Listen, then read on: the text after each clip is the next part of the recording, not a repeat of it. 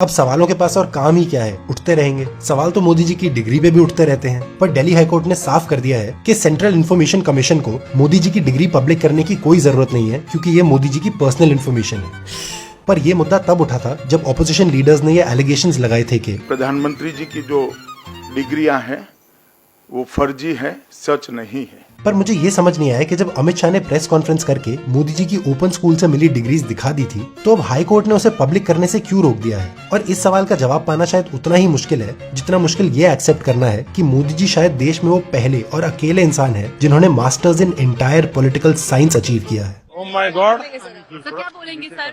नहीं अब मैं पूछूंगा ऐसा कैसे हुआ। पर मोदी जी तो मोदी जी हैं, कुछ भी कर सकते हैं। तो अब सुनिए उनसे ही उनके यूनिक रीडिंग हैबिट्स का राज। बट आई एम टोल्ड आपको बहुत पढ़ने की आदत है। दूसरा क्या होता है, मेरा फोटोजेनिक है।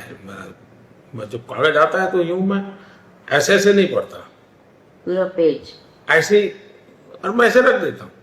अच्छा, बोले ऐसा होता है।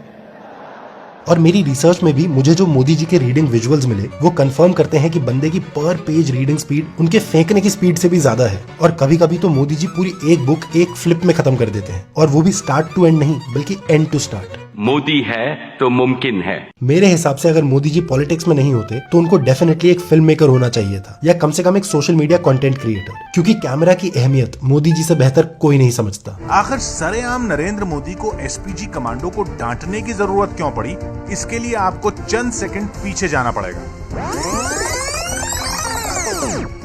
प्रधानमंत्री को जेटली ने फूलों का गुलदस्ता भेंट किया, लेकिन तभी टीवी कैमरों के सामने एसपीजी के जवान आ गए। उन्होंने मोदी के हाथों से गुलदस्ता ले लिया। प्रधानमंत्री इस पर नाराज हो गए और उन्होंने एसपीजी से तत्काल कैमरों के सामने से हटने को कहा।